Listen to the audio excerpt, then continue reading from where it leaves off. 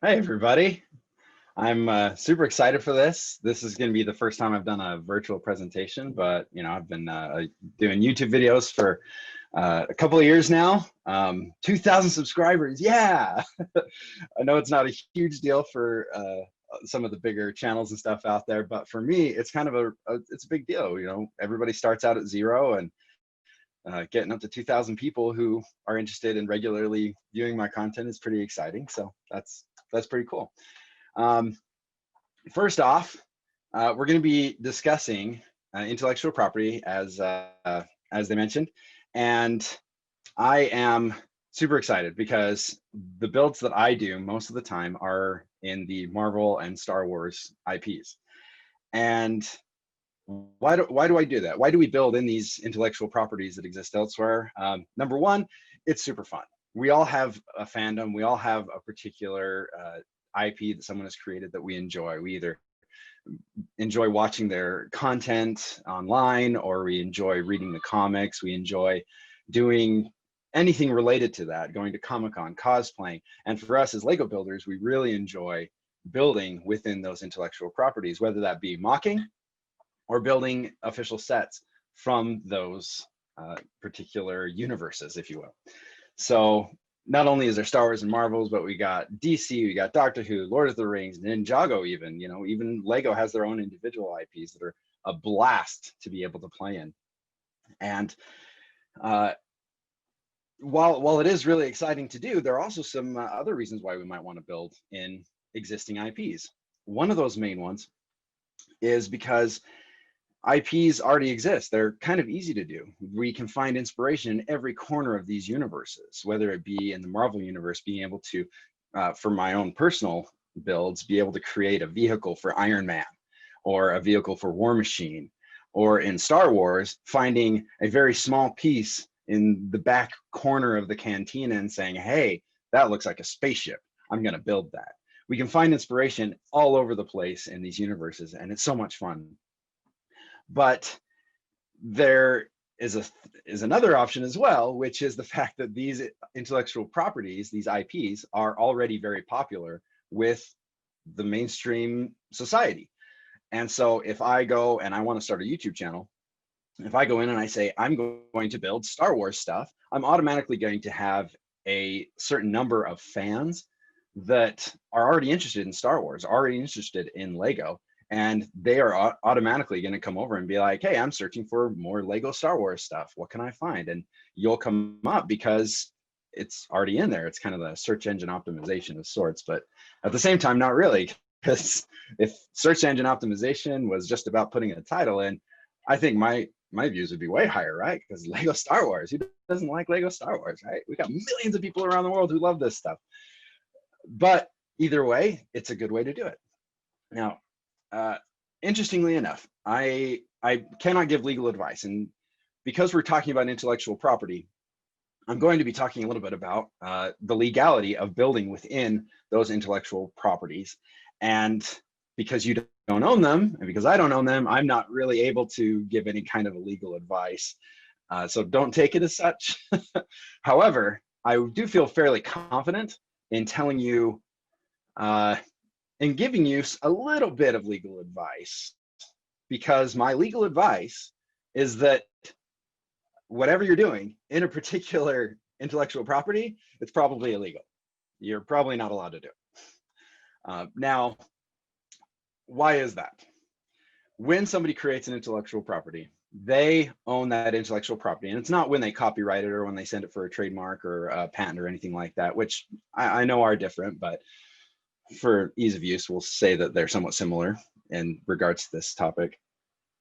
When they don't get the copyright when they send it out or when they legally make it their own, they literally own the copyright as soon as they create that idea. So if you come up with a new character in your head, let's say his name is Ballas Rain, and he exists in a universe far beyond our own where they have faster than light travel and lasers and spaceships and things like that. And you put that down on paper. That is automatically your copyright right there. Because as soon as you have created it, as soon as you put something onto paper, that is now your copyright. Now, when we look at things like Marvel and Star Wars and DC and Lord of the Rings, these things exist in copyright to the degree that you have to get licensing and you have to do a lot of rigmarole to be able to use those particular characters, use those universes, use those terms that they invent in those universes for your own. You have to go through a lot of stuff to be able to get that. And so once you have the ownership of that copyright, of that intellectual property, people have to get permission from you in order to use that. So right now, I'm going to show you something, and that is a TIE fighter. This is a TIE fighter from Solo, I believe, Solo: A Star Wars Story, but I have made it my own. Now, how did I make it my own? Well, because I changed it, I modified it to be able to do this. It's now an Outland TIE fighter from The Mandalorian. Oh, it's a little bit weak on the hinge there. I gotta fix that. It's an Outland TIE fighter, right? Now, what happens as far as this copyright goes? Now, can I post it online? Yeah, absolutely, you can post it as much as you want. Now, can I monetize a video on YouTube that has me showcasing this mock? Yes, you can, but if you were to suddenly get millions of views and go crazy, Lucasfilm and Disney might take notice and they might say, you know what, that's actually our design and you're using it to make money, which legally means they can now copyright strike my video. Now, there are some fair use things involved there, but because I'm using their design and making money on it, a lot of people might say, oh, well, you have fair use, it's totally yours, you created it yourself. Unfortunately, as far as legality goes, I don't really have too many legs to stand on. So now, doing a commentary and things like that, you can do some transformative stuff to it and why they might not really do it. But on the other side of it, can I take this and make instructions and sell those instructions? Ooh, now you're getting into some really sticky waters right there. Because as soon as you start monetizing something that you have done based on someone else's intellectual property, legally speaking, they can come after you and take that money from you, as well as any damages that they may feel that they have incurred based on your infringement on their copyright. Now, is Lego going to come after me for this? No, they're not. I'm a really small YouTuber. I have 2,000 subscribers, and I'm not a big fish, but I'm also not selling the instructions for this either. So, number one, if you want to build something in an intellectual property, don't sell it very often. And if you do sell it, be careful. Make sure it's transformative. Make sure you've taken it and done something new with it. Now, I can't go into a full description of exactly how much transformation is required in order to avoid the copyright, but just know that there are certain degrees of copyright that you need to be able to avoid and get in and out of, depending on what you're trying to transform. In this case, I have a TIE fighter that's from Solo: Star Wars Story. I built it into an Outland TIE fighter from The Mandalorian. Basically, this is my design. I may have built it in Lego, and I may have designed the hinge mechanisms that make it work, but it's not my design. It's someone else's. I borrowed their IP. I took their IP and built my own assemblage of it in Lego. So in reality, I don't own this. I don't own this design at all. One of the sticking points that a lot of people have with Lego particularly is I've heard over the years, whoa, I almost knocked stuff over. I've heard over the years people say that their designs were taken by Lego, or Lego stole their idea. I'm gonna tell you straight up, no, they didn't. Lego did not steal your idea in any way, shape, or form. Now, some people have gone as far to say, as Lego not only doesn't take your ideas, but they never do. That they never look at your stuff. They don't watch you. They don't see your stuff. And to that, I kind of say that's stretching it a bit. Now, Lego doesn't ever take somebody's ideas and just copy it into their own and use it. But can they get inspired by stuff that people make online, that people post freely? Yeah, absolutely. There's nothing wrong with you going online and finding a mock that somebody made and being inspired and creating your own version of it. You can even sell the instructions if it's not based in an existing IP. That's fine. So why can't the designers at Lego be inspired or have a little twinge of inspiration from something that you built? We're all people, we're all humans. Lego doesn't live in this black box and spit out sets without any contact with the rest of the world. Can they be inspired by your stuff? Absolutely. But to go as far as to say they stole the idea from you, I'm gonna call no on that. Now, the really tricky part is when you get into, can Lego take an idea that you have and use it on their own completely? Now, first off, you say, no, I created it, it's my design, I'm going to do it myself. But the deep, dark truth of it is that if I built this Mandalorian starfighter with the folding wings, unfortunately, Lego could actually take my design, my hinge mechanism, and put it directly into their set, and there's really nothing I can do. I'm not saying they would do that. I'm not saying they have ever done that. But can they do it legally? Yes, absolutely they can, because they own the Star Wars license. They can take the starfighter that I made and take my exact idea and make it their own. Now, I can't find I can't find any examples that Lego has done this at all, but I have found examples where other companies have done this with people using their IP for fan art and things like that. If anybody knows who Fractal Sponge is, he builds a lot of 3D models of Star Destroyers, and he has actually sold some of those designs to Lucasfilm, which is really cool. But unfortunately, some of the subsidiaries of Lucasfilm have apparently taken some of those designs and done some minor tweaking and just kept using his designs without communicating with him at all. Now, this is interesting because while he did design those things, if he creates a Star Destroyer in a 3D modeling program and it matches the proportions inside the video, you know, he's trying to make it super accurate, maybe even adding extra details that they didn't even have themselves. Unfortunately, legally, they can come and they can take his idea because he originally took his idea from them to start with. So legally speaking, they're not stealing from him. He stole from them originally. Now, there is an ethics question involved in this. Is it ethical for Lucasfilm and Disney to take his designs and use them for himself, use them for themselves? No, not really. When somebody puts so much love and effort into something like building a full 3D model of a Star Destroyer with super hyper detailed surfaces and mechanisms and builds every little individual part, it wouldn't really be ethical for them to just say, hey, you know what, we want that. And you took the design from us, and so we're going to take it from you. Not only is it definitely in a moral gray area and definitely ethically seems kind of dubious, but it also turns people against the company, because when somebody loves something so much that they're able to, that they want to go in and create those things, and then you just take it from them, your other fans will go, wait a minute, I have stuff like that too, but I don't want it to get just taken away from me. Well, maybe I don't want to build in this universe after all. Maybe I don't like this universe or this company that owns this IP after all very much to keep going in my fandom.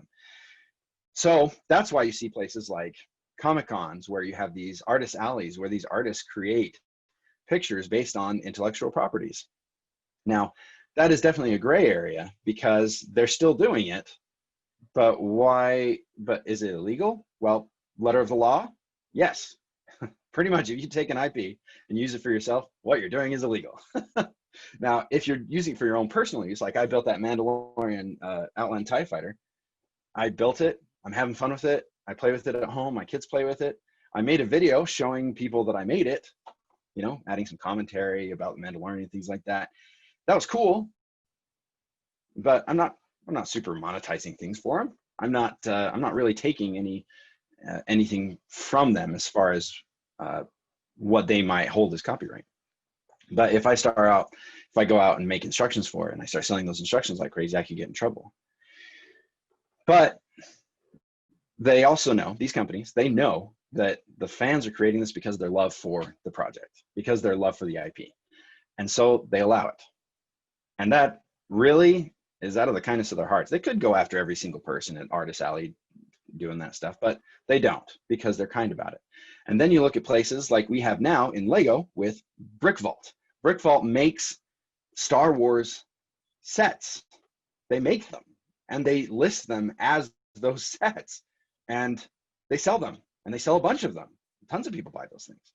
So how are they getting away with it? Well, again, it's really out of the kindness of Disney's heart. They're not really taking away a ton of the monetary gains from them. In fact, in some ways, if you look at it, people have to buy the Lego pieces to build those sets, and a lot of those pieces come only in Star Wars sets. And so they go, well, I guess we're still making money even if they're selling instructions. And that's that little gray area, that fine line that not only BrickCon goes through, but I do too, is I don't call my stuff a TIE fighter. I don't call it, a Star Destroyer or an AT-ST Walker. I find other ways to label it. And that helps protect me a little bit. But if obviously my sets are very reminiscent of the Star Wars things, they could still theoretically come after me. But if we're doing this for fun, if we're doing it to support our hobbies, what they see it as is, you know what, you're a fan. You're creating these wonderful things. You're sharing them with the world, and you're trying to support yourself, not completely, but a little bit, on something that you love. And so that's okay. Now, if I were to start making movies and stuff based on Star Wars, then they start getting a little antsy. There was a fan film that came out recently by Star Wars Theory on YouTube, and it was about Darth Vader, and it was a really awesome production. It was like $100,000 to make. And he talked to Lucasfilm, and they said, yeah, go ahead and make it. You just can't make any money on it. And he's like, what?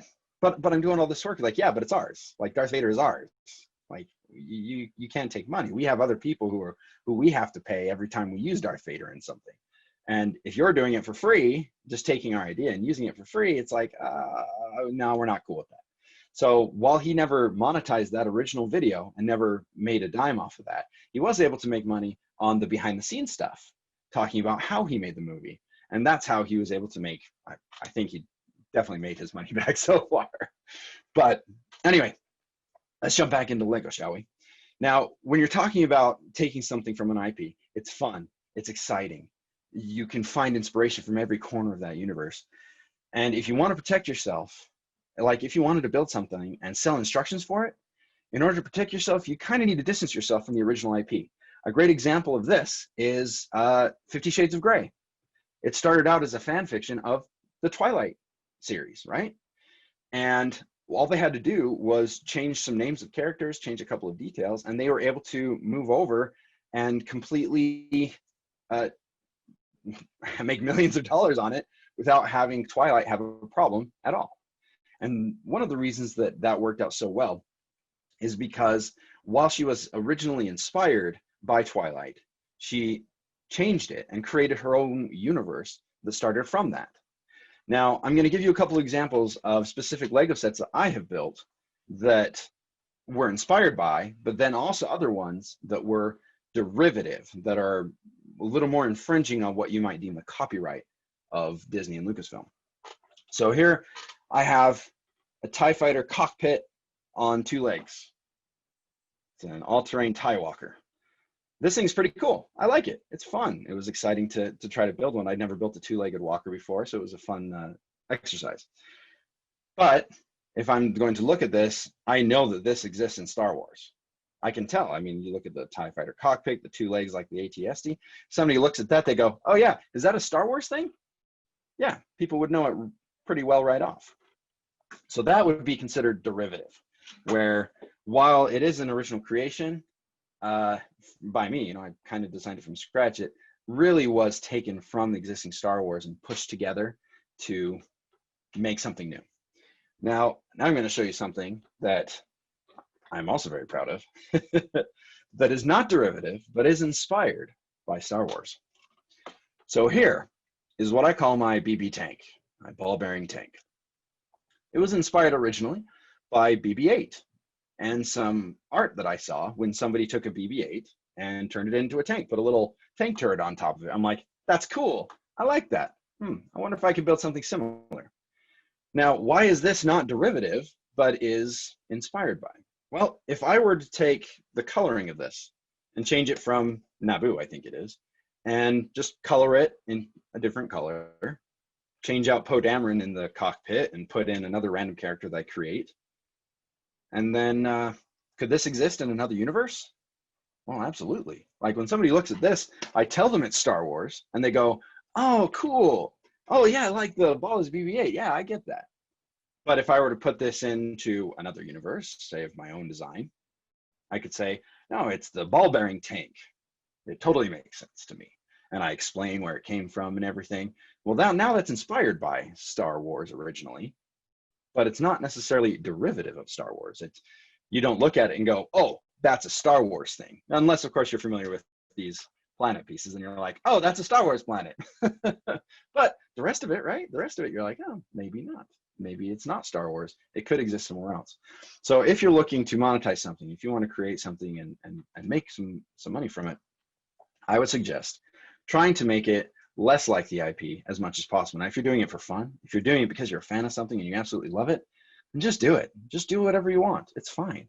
If you're wanting to make money on it, you might want to distance yourself a little bit to not only protect yourself, but also make sure that you're respecting the thing that you love so much. It's not just about the legality of things, but ethically and morally, if I were to take the Mandalorian Outland TIE Fighter and make it and sell it myself, well, am I really showing my fandom, or am I trying to make money on Star Wars? And so there's an ethical dilemma on both sides of it, and we're all just trying to stay on the right side. So there you go. BB Tank, not necessarily Star Wars. Cyclops Walker, yeah, definitely Star Wars. Sorry. All right. Well, just give me a second. All right. We do have time for a couple of extra things that I wanted to talk about, which I'm pretty excited about. All right. So when you're talking about intellectual properties, we're talking about fan arts. We're talking about whether you can use something or you can't use something. And we're talking about why we love these particular universes altogether. And when I started my YouTube channel, I called myself a vehicle creator. I like to create vehicles. And if you were to go through my videos, you're going to see that, 95% of all the stuff that I built is in the Star Wars IP. I do a little bit of Marvel stuff, which surprisingly gets more views than my Star Wars stuff. Come on, Star Wars people, let's step it up a little bit. But most of my stuff is Star Wars. The reason I feel like I have a lot of information and I have some things to share about this particular topic is because I've also been working on a board game that incorporates intellectual properties from many different places. And while I have been working on this for quite a while, 10 years, I think, trying to navigate those loopholes of the copyrights is sometimes very difficult to do. Now, even though I have gone definitely heavy into Star Wars, I have been able to make some of my own derivations of, oh man, that's not even a word. I have derived some of my own ideas from Star Wars and Marvel and DC and been able to combine them together. Now, when it comes to combining universes together, what you're going to want to do is you want to be able to distance yourself from both sides. Now, in the case of what I was working on, I gave an example earlier about a character that we supposedly made up off the top of my head named Ballas Rain. Now, in reality, I've been working on this character for a few years. And Ballas Rain actually exists between two universes. I was inspired both by Star Wars and by DC Comics to create a Batman type character in a futuristic universe. Now, what you might say is, how do you derive these characters from these different universes, combine them together to create your own? You really want to be able to, like I said before, the BB Tank, say, hey, this is inspired by, and you might be able to see some similarities, but it's not exactly the same as something else. Now, I'm going to take two characters from the Star Wars and DC universe, and I'm going to combine them together for you. So we have Killer Croc from Batman in DC. And Killer Croc is a very large alligator type character who fights against Batman. Now I'm going to go to the Star Wars universe, and I'm going to say, okay, is there a character in Star Wars that is similar to this character? And I say, yes. How about Bosk, the Trandoshan bounty hunter? He's a big lizard type guy. Maybe I swell him up, make him a little bit bigger. And now I've combined these two characters together and put them into my universe. So I have a lizard character who's big and muscular, and that's going to probably be where I try to stop the similarities. I'm going to try to come up with a different backstory for him. I'm going to try to come up with a different name for the character, obviously. Obviously, if I name this character Killer Croc, people are going to go, oh, you mean like the DC guy? Well, there I've fallen into that pitfall of taking from the IP. But if I give him a different name, if I give him a different backstory, if I give him different abilities, no, is he really the same character anymore? Not really, but I was still inspired by that character. Now, another part that, another line that I skirt a little bit in my stuff is I have created new universes within Star Wars. And while it's an interesting idea, Star Wars could still come back to me and say, you know what, you really borrowed a lot of our stuff from it, from our universe in order to create your own. And while it is fun to do, I don't think I'll be able to like monetize something like that, which, if it's something that you really enjoy and love to do you really have to make money doing it? Well, that'd be nice. But if you're really borrowing a lot from an IP, you want to protect yourself and say, you know what, this is a little too derivative. I'm taking too much from this IP. I'm going to leave it alone. Whereas on the other side, you say, hey, I created something completely new. And while I was inspired by tidbits of all these different universes, you can see that I definitely created my own new thing.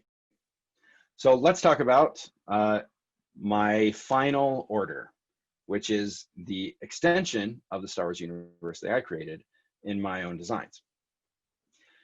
So in the Rise of Skywalker, Palpatine mentions just really quick something about a final order. It's like a combination of the First Order and the Sith fleet that he had in the Rise of Skywalker. Now, whether that movie is good or bad, take what you will, but we can always get inspiration not only from what's good, but also things that we may not necessarily like. One of the things I didn't like was the TIE Dagger, was the brand new Dorito TIE Fighter that they made for the Rise of Skywalker. And some people echo that thought, that they don't love it, but let's talk about what I did to it. So here we go, my Dorito TIE Fighter. So this is a modification that I did from the TIE Dagger from the Rise of Skywalker. And it's got a couple features. It not only has rotating wings, so it can land, pretty much anywhere, but it also has this cool drop-down cockpit.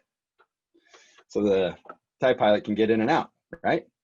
So where was this inspired from? Obviously, we got the Dorito TIE Fighter, but I've also saw a guy by the name of E.C. Henry on YouTube, and he had some rotating wings and a drop-down cockpit, and I'm like, that's cool. I like that idea. I'm going to take both of these things and combine them together. So I did. And it worked out pretty good. So what I did is I called this my Final Order Javelin. So I didn't call it the TIE Javelin, I just called it the Javelin. Now, inspiration can come from anywhere. So even though I didn't like the original TIE Fighter, being able to tweak and redesign and come up with my own version of things has been such a blast. And that's, once again, bring it all back around. This is why we love these IPs, why we love building in these things, is because we can be inspired by everything in these universes. We can go in and we can take anything and build within it. And that's the fun of building within an IP. I love this thing. I know I built it and I'm biased and I'm like tooting my own horn and stuff, but come on, if we didn't love what we do, why are we doing it? We love this stuff. We love it. We show our fandom by saying, look, I love Star Wars. I didn't love this part, but instead of just throwing it away, let's make something new out of it. Let's make it better. So now we do like it. That's what I love about doing IPs, about living in these universes. And that's the best part. I love Star Wars, love Marvel. And that's all there is to it. So, at this point, I'd love to open it up for questions. I know we maybe had a couple come through, so let's do it, shall we? Just a reminder, if you have questions, please go ahead and type them in the group chat and we'll try to get to them. TJ, the first question we had was from Lucy. She asked, any suggestions on how to approach a company ahead of time before trying to sell instructions for blessing or approval? How do you know who to contact? That's an excellent question. It depends on the scale that you're wanting to do. So in these industries, they do have people that specifically deal with the IPs. And if you search around long enough, you'll actually find some contact information. And a lot of these companies, especially Lucasfilm and Disney, they are very strict about their copyrights. And so they want to keep track of it. They want to know where it's going and where it's being used. And so if you just sign up with the normal contact form, a lot of times they'll be able to point you in the direction that you need to go. I know a lot of companies have done this for board games, like the one that I was working on. they've been able to put me in contact with people who were interested in it. The game I was developing was also for Lego as well. And so I just went through the regular contact form with Lego, and they were able to put me in touch with the people who could approve or deny what I was trying to work on. In the end, they weren't interested in what I was working on. But either way, that's kind of how it works. Now there is another option to it, which is if you're building something in Lego, you can go to Lego Ideas and you can see a list of the different IPs that they have available for you to build within. And so that's a really easy way to do that. And Lego has been really great with that. Being able to put this program in place for Lego Ideas so that people can create their own universes or create sets in an existing universe and allow you to show your fandom and make it an official set, which has been really cool. We've seen that all the time with different IPs that have come in. We've had the Flintstones, we had Doctor Who, we had Back to the Future that all came in. So if you're trying to build something in Lego, Lego Ideas is a great place to start. If you're trying to build a different type of product, whether it be clothing or a handmade item for like Etsy or something like that, I would recommend doing that first. We saw a really big backlash when people made Baby Yoda merchandise on Etsy and stuff like that right after The Mandalorian came out. And Disney ended up shutting almost all those people down, but it took them a couple months because one of the keys about copyright is you need to be damaging the brand or competing directly with the copyright holder. And these people that were creating Baby Yoda plushies were obviously, after a couple of months, once they got the production going and had their own version of the plushie, now these people were competing with the copyright holder. So if you're coming up with a new product that won't compete with something they already have, you have a higher chance of being able to do it even without asking permission if it's on a small scale. But if you get to an industrial scale and want to do something like that, you'll want to contact them, and any contact that you can have with a company will eventually lead to the person you need to actually get in hold with. So, very long-winded answer. Which are the ones that I like? Thank you for that. We have a request for you to show off one of your Marvel MOCs. Marvel MOCs, absolutely. This is my latest one. This is the Hulkbuster, the brand new 2020 Hulkbuster. And I replaced one of the arms with the jackhammer arm from the Age of Ultron, which Avengers 2. And I did that. All the MOCs that I have instructions for on Rebrickable, this thing's on Rebrickable and it's free. So it's easy to do. So I did the jackhammer arm not only for this one, but I also did one for the Infinity War Hulkbuster, which was really fun to do. I knocked these things out, I think, in a couple of nights.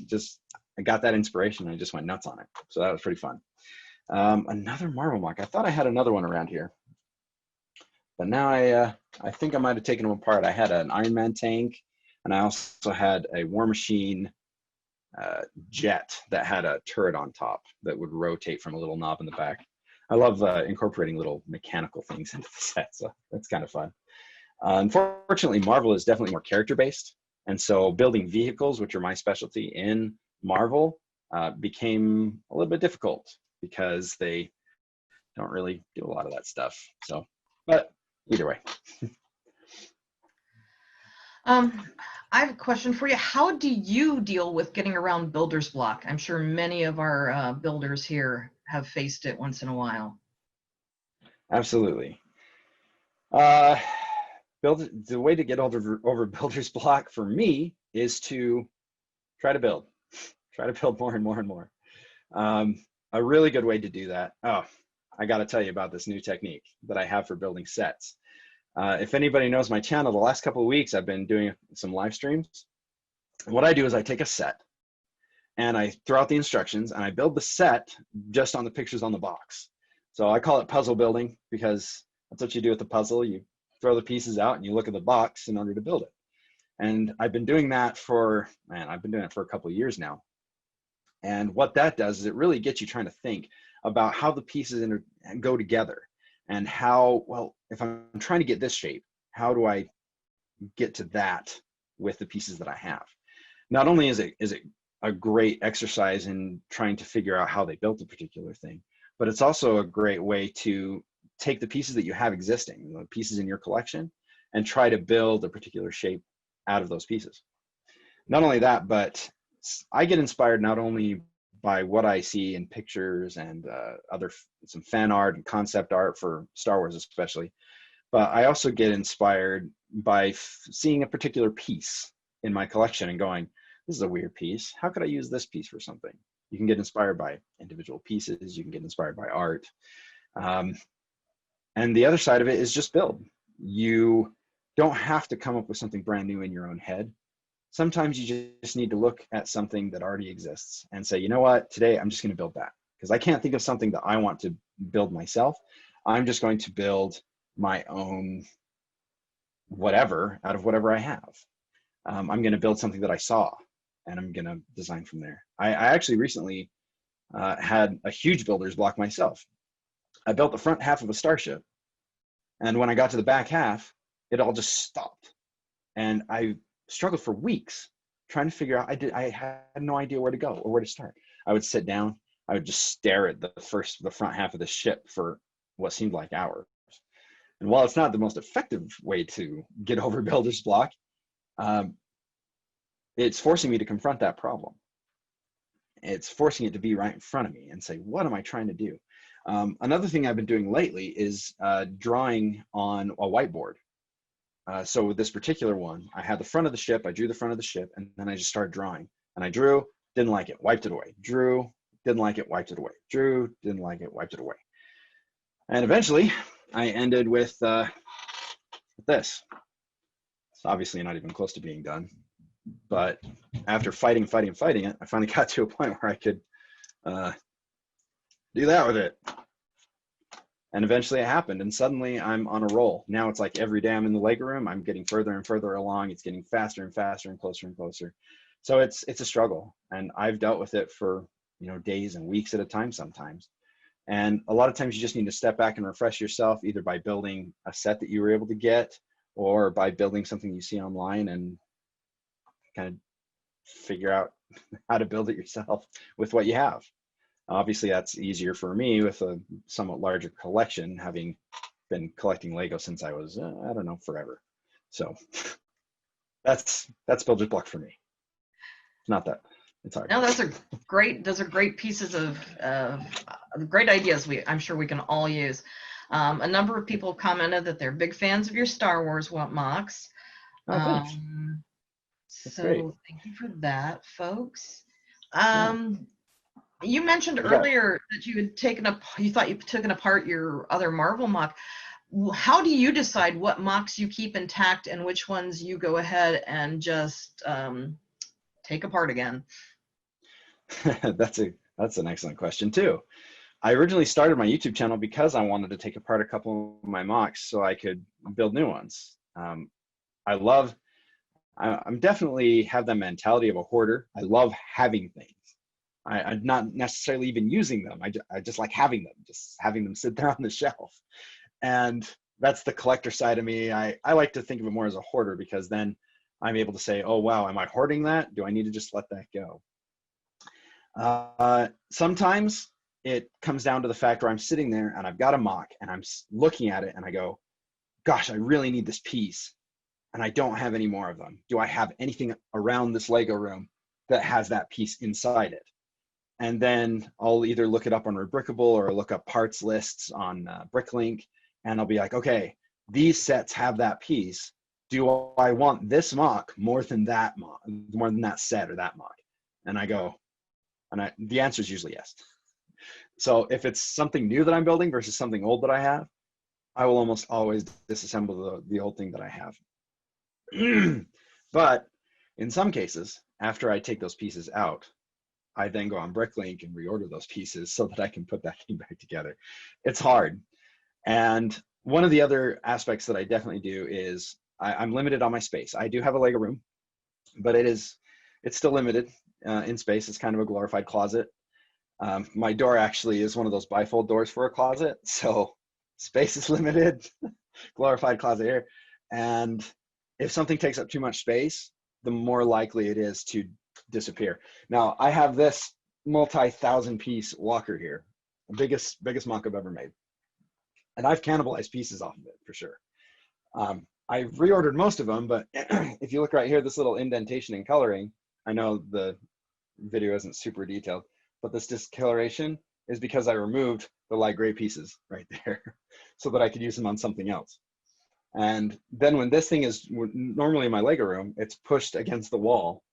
So it's still intact, but for space, and so that I have room, I push that against the wall. Because I mean, if this thing was in the middle of my table like this all the time, it wouldn't last very long. So space is a consideration for me. Whether the mock or the set is new or old is another one. Also for like actual Lego sets, those will be disassembled sooner than a mock. Number one, it's easier to see what pieces are in a set. And number two, having a mock, especially if I don't have instructions for it yet, definitely puts it a little bit higher on the priority. Like maybe I should keep that together until I can get that parts list or instructions so that if I decide that I really liked that thing, I can build it again. So that's fun. It's not always easy to make those decisions. That's a great answer. I'm not seeing a lot of questions from folks. A lot of people have thanked you for your presentation. Well, good. I covered everything that I wanted to. Good. I do want to kind of reiterate for folks, if you do have a question, type it in there. That would be great to hear from you. While I'm waiting for more questions, TJ, why don't you tell us a little bit about your YouTube channel and what got you started there? Right. Sure. So hello, camera. We're good. We're good. Everything's fine. My YouTube channel is TJ's Lego Room. I started it a couple years ago. Again, I think I mentioned it before. It was because I wanted to disassemble a mock to get the pieces for a different mock I was working on, and I didn't want to let it go, and I wanted some way to preserve it. And so I said, you know what? I'm just going to start a YouTube channel to preserve my mocks and keep track of them, so that I can go back through the video and rebuild it if I so desired later. And it was really slow, and that's mostly what it's been for. But when the pandemic hit, I said, you know what? I have a whole lot of mocks that I've built that I haven't put in the YouTube yet. And so I just started doing it every week. And every Saturday I was uploading a video. It would go live at 9 o'clock in the morning, my time. And it just kind of went from there. Some people really liked that I was doing it more frequently. Other people liked the mocks. Obviously this guy, this giant sucker here, that kind of exploded my channel a bit. This is fun, actually.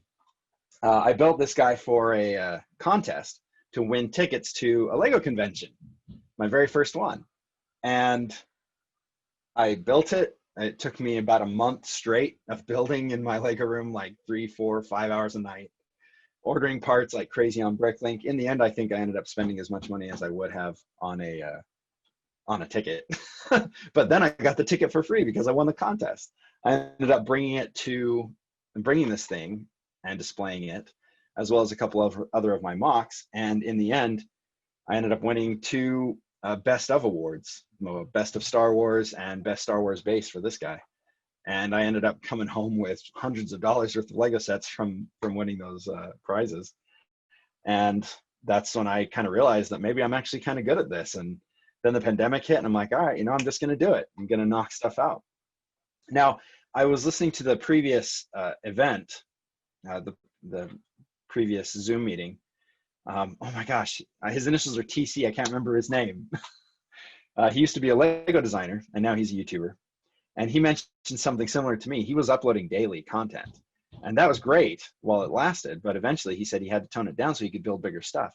Well, if you look at my last builds, like they keep getting smaller and smaller and smaller over time because life gets busy, And while he's able to do it full time, I unfortunately am not. I have a full-time job. I have a wife. I have 6 kids. And so my Lego room gets like an hour, maybe 2 hours a day that I get to come in here and work.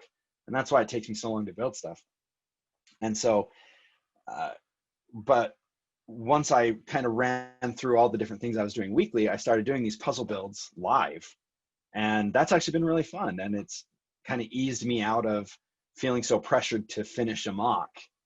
And so when he was talking about that, I was like, oh gosh, I can totally relate to that, because sometimes we get burned out. People who start YouTube channels and start doing regular content, we start running out. And that's why I'm not casting dispersions on anybody, to be honest, but that's why a lot of people do reviews of actual sets, because you'll never run out of content.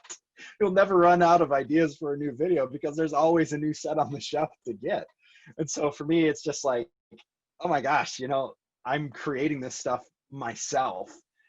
And so trying to finding the puzzle builds is a really good way for me to go, okay, I don't have to complete this mock this week.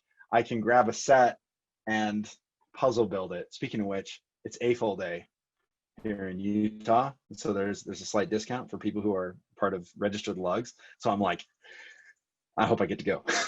It should be fun. Maybe I can get some more puzzle build equipment, puzzle build sets. So anyway. That's awesome. I've put a link to your YouTube channel in the chat for folks. It's also, if you go to the presenters list in your Sketch listing, it is listed in TJ's profile there, so you can get it there as well if you can't find a way to copy it out of the chat in time. We're coming up with 10 minutes just left to go, so we do have a couple of questions. Oh, great. Is this Lego solitary pastime for you, or do you share this with your family as well? It's actually a little bit of both. So the time I spend working on my TJ's Lego room stuff is really my own time. And because of my family situation, I go to work, I come home, I spend time with my wife and kids, and then my wife goes to bed around 10:30, and I'm definitely a night owl. And I don't seem to need as much sleep as she does. So she usually goes to bed around 10:30, and then that's my Lego room time. So that's when I come down and I get in the Lego room and I work. I try not to let myself stay up past midnight unless I have a video I'm trying to do. And then sometimes it's 3 or 4 o'clock in the morning before I get done. But it's definitely solitary time for when I'm working on the TJ's Lego room aspect of it, my YouTube channel part. But as far as the Lego themselves, my kids are in here all the time. I'm not sure if it's coming through, but I'm right underneath my living room. My kids are running around a little bit. And there's been some thumping that I can hear. Hopefully it didn't come through with you guys, but if it did, I'm sorry. It's life with family. But my kids love it. My oldest son, Ben, he's 11, and he has his own section of the Lego room that's all for his Lego. And then I have another section for the smaller kids with a little bit more child-friendly stuff, Duplo and some of the junior sets that they have over there. So that's it's a little bit of both. There's me time, and I also share it with my family, which is really the fun part of it, to be honest, because nobody's a bigger fan than your kids, at least in my experience. That's awesome. Daniel also asked about, do you have a Facebook channel at all, or is it just YouTube? I do have a Facebook page. Everything that I have is labeled as TJ's Lego Room. So I do have a Facebook page. I'm not super tech savvy. I know I should be. I'm a millennial. I should be better at this. But my Facebook page is TJ's Lego Room. I think I might have accidentally set it up as a company instead of like a community. And I can't figure out how to change it. But I am definitely on YouTube, on Facebook. I also have an Instagram under TJ's Lego Room where I post some stuff. I've had a little bit of interest in doing a Patreon. I'm not 100% sure on that, because I mean, I'm already stretched pretty thin just doing the YouTube and the Instagram. I think I post once or twice a month. So not really great at it, but I'm around. I think I started the Instagram so people could message me directly, because there's a feature for that there. And yeah, that's where I am. I'm not on Snapchat or any of those other ones because I'm a millennial, but I'm also turning into an old fart. So there are so many, and they seem to be a new platform every 2 minutes. So yes, that's me. Yes, that's true. TikTok is now a thing. So I'm not on TikTok. So that's another one I can add to the list that I'm not part of. Yeah, some of them are. Yeah, it's crazy, but it's a lot of fun. I enjoy it. Yeah, go ahead. When did you, how and when did you first emerge as an AFOL? Uh, whew. I don't think I even knew that AFOLs were existing for a long time. But then I saw some posts. Oh no, hold on. Stop, rewind, back it up. I'm a huge nerd. So Salt Lake, where I live, had its first Comic-Con several years ago. I went there, and at that place was the Utah Lego user group, and they had this huge display, and I wanted to stay there forever. I was just staring at it the whole time. One guy had this 6-foot helicarrier, which was fantastic. I loved it. You know, I'm a huge Marvel. Gosh, I really need to build one of those. Anyway, I saw them there. I got their business card. I joined their Facebook page. So I think it was really the first year of Salt Lake Comic Con, which I have a poster on the wall, which was 2014, September of 2014. So ever since then, I was an AFOL. I started going to the LUG meetings, and they were actually the first ones that boosted my confidence. If you have the opportunity to join a local Lego user group, I highly recommend it, because no one's going to be more supportive or more inclusive than your Lego group, your local Lego group. We don't care who you are. We don't care about any of the identity stuff that some people think is polarizing. We don't care. We just want to build Lego together. It's super inclusive. It's super wonderful. And they were the first ones that inspired me to keep going. I brought a mock once, and they had a little mock showcase, and they gave me a little prize for coming. And I went, huh, maybe I keep doing this. So local lugs are obviously, for me, the best way to go. And they can get you in touch with other people.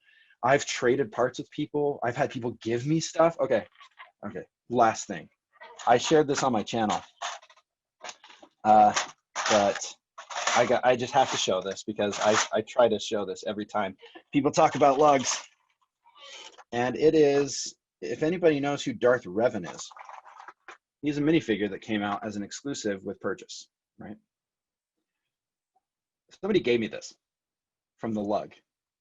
They said, oh yeah, I have this. And I'm like, oh my gosh, I missed it. I wasn't able to do it. I didn't have money at the time. I think I just had a kid and had to pay the medical expenses. And he says, oh, that's too bad.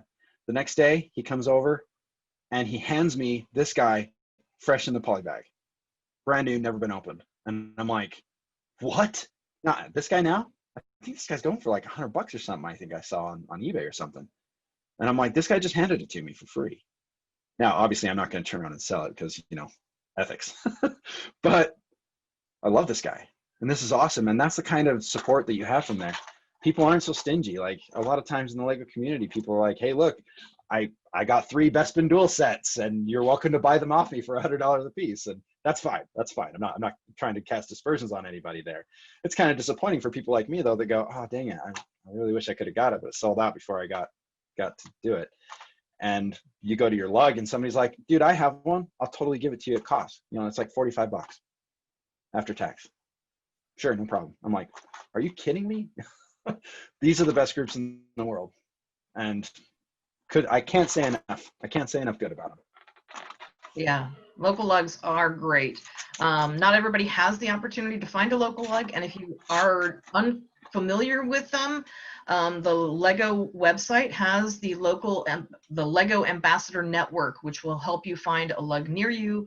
Or if you cannot find a lug near you, you can find what they call a LOC, a Lego online community, which can also be just as supportive and helpful. It's a little harder to trade in person because you're not right there in person, but these are all great places. And thank you, TJ, for sharing with us your insights on playing in somebody else's sandbox, is what I call it. I like that. Yep, no problem. Thank you guys so much for the opportunity. This has been great.